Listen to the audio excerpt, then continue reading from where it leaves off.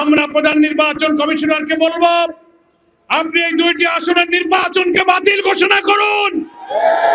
যে পরিমাণ অনিয়ম, গুরুতর অভিযোগ সোশ্যাল মিডিয়ায় ছড়িয়ে পড়া ছবি প্রমাণ করে সেই নির্বাচন একতরফা ভাবে বিএনপির প্রার্থীরা দখল করে তারা কেটে কুটে ভর্তি করে নিয়েছে। এই নির্বাচন আমরা মানি না। নির্বাচন বাতিল করতে হবে। এই দুইটি আসনের পুনর্নির্বাচন দাবি করছি। যারা হামলা করেছে, ভোট কেটেছে, আমাদের লোকদেরকে মেরে মেরে কুপিয়ে ক্ষতবিক্ষত করেছে, তাদেরকে আমরা গ্রেফতার দাবি করছি। গতকালকে বগুড়া এবং শেরপুরে অনুষ্ঠিত দুইটি আসনের উপনির্বাচনে নির্লজ্জভাবে কেন্দ্র দখল, ভোট ডাকাতি, জোর করে ব্যালটে সিল মারা, জাল ভোট দেওয়া এবং আমাদের দলের নেতা কর্মীদের উপর নৃশংসভাবে হামলা আক্রমণ করে অনেক লোককে তারা আহত করেছে। একজন মুমূর্ষু অবস্থায় এখন হসপিটালে তারা সময় কাটাচ্ছে। আমরা গতকালকেই প্রেস ব্রিফিং করে নির্বাচন চলাকালে দুপুর 12টা পর্যন্ত সমস্ত অনিয়মের প্রতিবাদ জানিয়েছি। প্রধান নির্বাচন কমিশনের দপ্তরে লিখিতভাবে অভিযোগ জানিয়েছি। আমাদের প্রিয় নেতা, জাতীয় সংসদে বিরোধী দলীয় নেতা আমিনুল জামাত জাতীয় সংসদে তার প্রতিবাদ করেছেন, অধিবেশন শেষে সাংবাদিকদেরকে বলেছেন। কিন্তু দুঃখজনক হলেও সেই সব ভোট ডাকাত, কেন্দ্র দখলকারী, হামলা করে যাদেরকে মৃত্যুর দিকে ঠেলে দেওয়া হচ্ছে, তাদের কোন একজনকে এখনো গ্রেফতার করা হয়নি।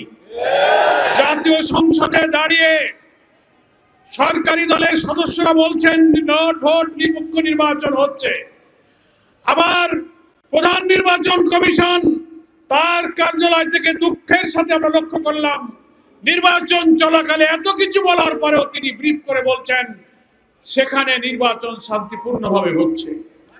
অথচ সোশ্যাল মিডিয়াতে, গণমাধ্যমে দেখা যাচ্ছে ভোটার নয়, অনেক লোক ভোট কেন্দ্রে ঢুকে পড়ছে।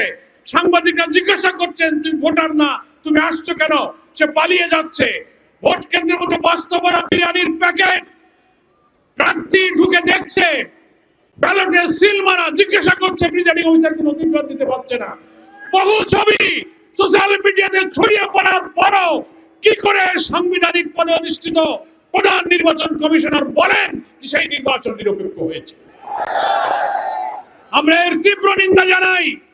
আমাদের আজকের মহানগরী নেতৃবৃন্দ বলেছেন, প্রমাণ হলো এত রক্ত, এত আন্দোলন, এত জীবনের বিনিময়ে বিদ্যমান রাষ্ট্র আইন সংস্কার করে নতুন বাংলাদেশের জন্য যে লড়াই আমরা করছিলাম, সেই লড়াইয়ের অংশ হিসেবে একটা নির্বাচনে যারা নির্বাচিত হয়ে ক্ষমতায় আসলেন, তাদের অধীনে প্রথম এই উপনির্বাচনে আবার সেই আওয়ামী দুঃশাসনের মতো, এমনকি বিএনপির আমলে 94-তে যে মাগুরার ইলেকশনের দৃশ্য হয়েছিল, সেই দৃশ্যের মতো গতকালকে নির্বাচনে আবার প্রমাণ হয়েছে কোন দলীয় সরকারের অধীনে নির্বাচন নিরপেক্ষ হবে না।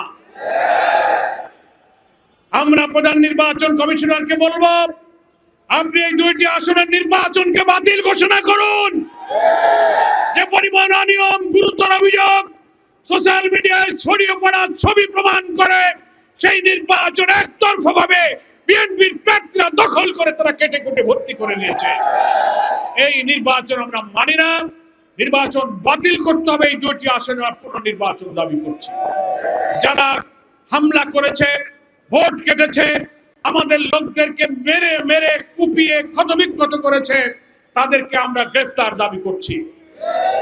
সংগ্রামী দেশবাসী ভাইয়েরা, আরেকটি কথা বলে আমরা শেষ করতে চাই। আমাদের আজকের সভার সভাপতি, কেন্দ্রীয় নির্বাহী পরিষদের সদস্য, মহানগরী উত্তরের আমির জননেতা সেলিম উদ্দিনের বক্তব্যের পরেই আমরা মিছিলে যাব।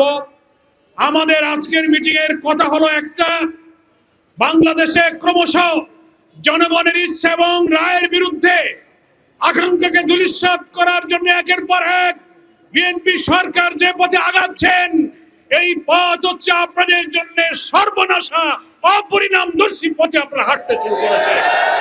আপনাদের এখনো সময় আছে, আপনারা ফিরে আসুন। আপনারা জাতীয় সংসদের যে সমস্ত মন্ত্রীরা বই পুস্তক, সংবিধান আর বই পুস্তক উঁচিয়ে বলছেন আমরা জুলাই সনদ সব অক্ষরে অক্ষরে মানব, আবার গণভোট বাতিল করার জন্য সংসদ অর্ডিন্যান্সকে আপনারা সেখানে পাস করতেছেন। আপনারা সংবিধান সংস্কার আদেশ রাষ্ট্রপতির মানেন না, সংবিধান সংস্কার পরিষদ মানেন না, গণভোট এবং তার ফলাফল মানেন না। তাহলে তো মাননীয় প্রধানমন্ত্রী, স্বরাষ্ট্রমন্ত্রী, আইনমন্ত্রী যারা পার্লামেন্টের ব্যাপারে কথা বলছেন, একটা কথার জবাব জাতির কাছে দেন।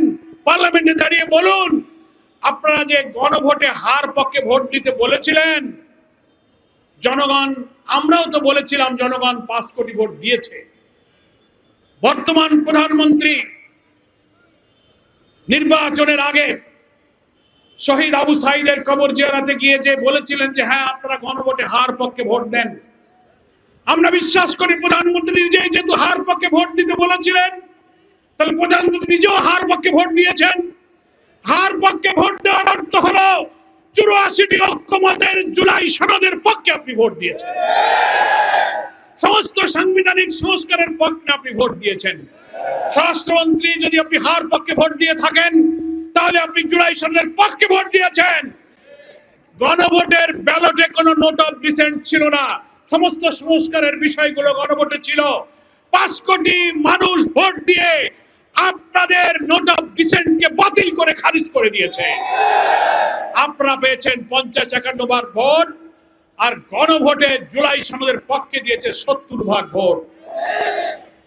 একটা বৈঠকে, একটা ভোটে যারা বেশি ভোট পায় তারাই বিজয়ী হয়, যারা কম পায় তারাই পরাজিত হয়। 50-এর কাছে 70 বিজয়ী হয়েছে। বিজয়ী যারা হয় তাদের সিদ্ধান্তই চূড়ান্ত হয়। আপনারা 8-10টা পয়েন্টে নোট অফ ডিসেন্ট যদি দিয়েও থাকেন, সেইটা ঐক্যমত্য কমিশন গণভোটের ব্যালটে অন্তর্ভুক্ত করে নাই। জনগণ ভোট দিয়েছে যে নোট অফ ডিসেন্ট ছাড়াই 84টি ঐক্যমত, 47টি সাংবিধানিক সংস্কারের প্রত্যেকটি জিনিসের পক্ষে 5 কোটি মানুষ ভোট দিয়ে হাকে জয়যুক্ত করেছে। ফলে প্রধানমন্ত্রী এই হার পক্ষে ভোট দিয়েছেন, আইনমন্ত্রী দিয়েছেন, স্বরাষ্ট্রমন্ত্রী দিয়েছেন, তার অর্থ হলো আপনারা সংস্কারকে মেনে নিয়েছেন। তাহলে আপনার দেওয়া ভোটের বিরুদ্ধে আপনি কি এখন ভূমিকা নিলেন? আপনি বললেন আমি মানি, এখন আবার বলেন ওই অর্ডিন্যান্স বাতিল, ওই গণভোট বাতিলের জন্য আপনি আবার সেখানে বিশেষ কমিটিতে পাঠিয়ে সেটা বাতিল করতেছেন সে অধ্যাদেশ। আপনারা ঐক্যমত্য কমিশনে 9 মাস ধরে এই জুলাই সনদ তৈরি করা, আইনি ভিত্তি দেওয়ার জন্য একটি গণভোটের প্রয়োজন, রাষ্ট্রপতির আদেশের প্রয়োজন, সংবিধান সংস্কারের প্রয়োজন, এই সব আলোচনায় কিন্তু আপনারা ছিলেন। তখন তো একটা আপত্তি করেননি, না বলেননি। রাষ্ট্রপতির সংবিধান সংস্কারের আদেশটা জারি হয়েছে 25 সালের নভেম্বর মাসের 13 তারিখে। নভেম্বর গেল, ডিসেম্বর গেল, জানুয়ারি গেল, ফেব্রুয়ারির 12 তারিখে ভোট হলো। এই 3-4 মাসে তো আপনারা বলেননি যে রাষ্ট্রপতির আইন অবৈধ, আমরা মানি না। আপনি তো বলেননি গণ সংস্কার পরিষদ মানি না। আপনি তো বলেননি জুলাই সনদের এই সব আমরা মানি না। 4 মাস চুপ করেছিলেন কেন? ভোট হয়ে গেল, ইঞ্জিনিয়ারিং হলো, সরকার গঠন করে চেয়ারে বসে এখন ফ্যাসিবাদী কর্তৃত্বশীলদের মতো ক্ষমতাকে কাজে লাগিয়ে জনগণের আকাঙ্ক্ষাকে আপনি বাতিল করতে চাচ্ছেন। তাহলে আমরা কি বলতে পারি না, জনগণ বলতে পারে না যে প্রধানমন্ত্রী, যে আইনমন্ত্রী, যে স্বরাষ্ট্রমন্ত্রী হাতে ভোট দিয়ে সংস্কারের পক্ষে দিল, এখন আবার সেই গণভোট বাতিলের জন্য আপনি আইন জারি করতেছেন? তাহলে আপনি কি বিচারিতা করছেন না? এটার কি জবাব দেবেন? আমরা বিশ্বাস করি আপনি যদি হাতে ভোট দিয়ে থাকেন, তার অর্থ দাঁড়ালো আপনার নিজের পক্ষে আপনি নিজে অবস্থান গ্রহণ করেছেন। তা যদি না হয় তাহলে আপনাকে বলতে হবে যে না, আমি গণভোটে হাতে ভোট দেইনি, নাতেই ভোট দিয়েছি। পার্লামেন্টে দাঁড়িয়ে সাহস থাকলে বলুন, এই সংস্কার না মানার অর্থ হলো গণভোটে নাতে ভোট দেওয়া। আপনি সেই নাতে ভোট দিয়েছেন, জাতির কাছে সেটা বলুন।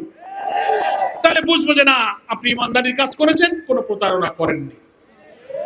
আর যদি হাতে ভোট দিয়ে এখন আবার গণভোট বাতিল করতে চান, তাহলে বুঝতে হবে এটার নামই হচ্ছে প্রতারণা। এটার নামই হচ্ছে দ্বিচারিতা। ফলে রাজনীতির এই সংকট সংসদে যেটা সমাধান হওয়ার কথা ছিল, এখনো সময় আছে, পার্লামেন্ট চলমান। গুরুত্বের কারণে আজকে শুক্রবারের দিনও পার্লামেন্ট চলছে। আমরা অনুরোধ জানাবো, সংবিধান সংস্কার পরিষদের সদস্য হিসেবে আপনারা এই চলমান সংসদে শপথ গ্রহণ করুন। প্রধানমন্ত্রী রাষ্ট্রপতিকে অনুরোধ করুন, তিনি সংবিধান সংস্কার পরিষদ অধিবেশন আহ্বান করুন। সেখানে গণভোটের রায় অনুযায়ী পুরা জুলাই সনদের সংস্কার প্রস্তাব উত্থাপিত হোক, আইন হিসেবে অনুমোদিত হোক, আমাদের সংবিধানের তফসিলে আইন হিসেবে অন্তর্ভুক্ত হোক। তাহলে এই সংকটের নিরসন হবে, সংবিধান সংস্কার পরিষদের দায়িত্ব শেষ হবে, বাকি এমপিরা পার্লামেন্টের মেম্বার হিসেবে বাকি দায়িত্ব 5 বছর পালন করবেন। সেই সুযোগ এখনো আছে। সংসদের পার্লামেন্টের রাজনীতির সব সংকট, সব বিতর্ক আমরা চাই জাতীয় সংসদে আলোচনা করে সমাধান হোক। আমরা এই সংকটকে রাজপথে নিতে চাইনি, কিন্তু আপনি যখন আইন করে গণভোট বাতিল করেন, গুমেন আইন বাতিল করেন, মানবাধিকার বাতিল করেন, রাষ্ট্রপতির আদেশ মানেন না, আমাদের আর কোনো উপায় নেই। জনগণ আমাদেরকে ভোট দিয়ে 5 কোটি ভোট দিয়ে জুলাই সনদের যে রায় দিয়েছে, সেই জনগণের কাছে যাওয়া ছাড়া আমাদের কোনো পথ নাই। তাই 11 দলীয় ঐক্যের পক্ষ থেকে গতকাল 9 তারিখ থেকে 1 সপ্তাহ গণসংযোগ অভিযান, প্রচারপত্র বিলি, মহানগরীতে বিক্ষোভ, জেলায় বিক্ষোভ, জাতীয় সেমিনার, জুলাই যোদ্ধাদের সাথে মত বিনিময়, অনেক কর্মসূচি ঘোষিত হয়েছে। এরপরে আবার 11 দলের শীর্ষ নেতারা বসবেন, একের পর এক কর্মসূচি আসবে। জনগণকে দুর্বার আন্দোলনের সাথে করে গণভোটের ফলাফল কার্যকর করা ছাড়া এই জাতির সামনে কোনো পথ খোলা নেই। এখন সংকট আপনারা তৈরি করেছেন, আপনাকে এই সংকটের সমাধান করতে হবে। আপনি আসুন, এখনো জাতীয় সংসদে বিরোধী দলের সাথে বসুন। জুলাই সনদের অঙ্গীকার অনুযায়ী আপনারা হাতে যদি ভোট দিয়ে থাকেন, তো ভোটের যে ফলাফল, আমরা অন্য কিছু বলি না, আপনি যে হাতে ভোট দিয়েছেন যে হার ফলাফলই আপনি কার্যকর করুন। এটাই সংকটের সমাধান হবে। আর বগুড়া শেরপুরের কেন্দ্র দখল, মারামারি, হামলা, জাল ভোট, এর সাথে যুক্তদেরকে আপনি আইনের আওতায় আনুন। এই নির্বাচনের ফলাফল বাতিল করুন, এই দুটো আসনের নতুন নির্বাচনের তফসিল ঘোষণা করুন। আমি আজকের এই বিক্ষোভ পূর্ব সমাবেশে যারা সামিল হয়েছেন, বাংলাদেশ জামাত ইসলামীর পক্ষ থেকে সকলকে আন্তরিক অভিনন্দন, শুভেচ্ছা জানিয়ে আমি আমার বক্তব্য শেষ করছি। আল্লাহ হাফেজ। বাংলাদেশ জিন্দাবাদ, বাংলাদেশ জামাত ইসলামী জিন্দাবাদ।